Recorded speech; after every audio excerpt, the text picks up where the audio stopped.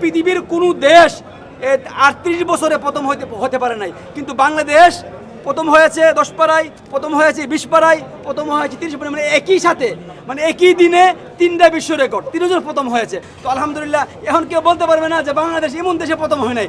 বাংলাদেশ সব দেশে গিয়ে প্রথম হয়েছে আলহামদুলিল্লাহ। দুবাই বলেন, সৌদি আরবে আলহামদুলিল্লাহ আমাদের 7 জন ছাত্র গিয়ে পুরস্কার নিয়ে আসছে, এবং একটা বিশ্ব রেকর্ড আছে সৌদি আরবের, সেটি হলো 10 পাড়ায়, 20 পাড়ায় এবং 30 পাড়ায় পৃথিবীর কোনো দেশ 38 বছরে প্রথম হতে পারে নাই, কিন্তু বাংলাদেশ প্রথম হয়েছে 10 পাড়ায়, প্রথম হয়েছে 20 পাড়ায়, প্রথম হয়েছে 30 পাড়ায়, মানে একই সাথে, মানে একই দিনে 3টা বিশ্ব রেকর্ড, 3 জন প্রথম হয়েছে। বাংলাদেশের এখন কোরআনে বিপ্লব চলছে, নীরব বিপ্লব, যেটি প্রকাশ করতে পারছি না আমরা।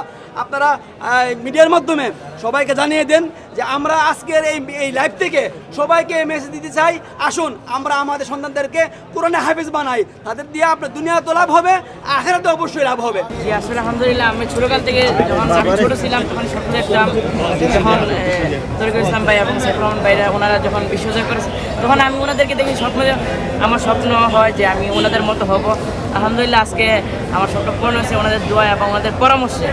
আমার এই পর্যন্ত আসার প্রত্যেকটা পর্যায়ে ওনাদের আমার এই পর্যন্ত যতটুকু আসতে পেরেছি প্রত্যেকটা কাজে ওনাদের পরামর্শে আমি এগিয়েছি।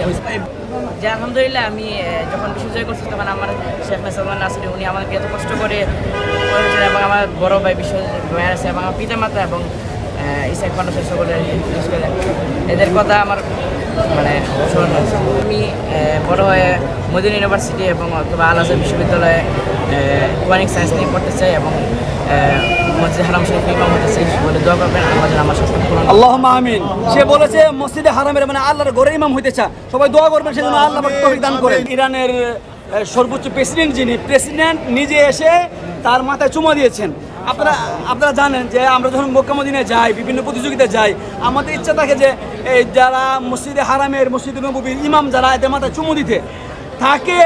প্রেসিডেন্ট, ওই দেশের যিনি প্রধানমন্ত্রী, তিনি তার মাথায় চুমু দিয়েছেন, এবং আমি দেখেছি সে তো কান্না করে। আমি জিজ্ঞাসা করি, তুমি কেন কান্না করেছো? যেহেতু আমি আনন্দে আত্মহারা হয়ে কান্না করেছি, কারণ ওই দেশের প্রেসিডেন্ট যার লোকে দেখা করা যায় না, সে আমার মাথায় চুমু দিয়েছে, এবং সে পুরস্কার হিসেবে ওই দেশের সারা ওয়ার্ল্ডের যে আন্তর্জাতিক সার্টিফিকেট সে পেয়েছে।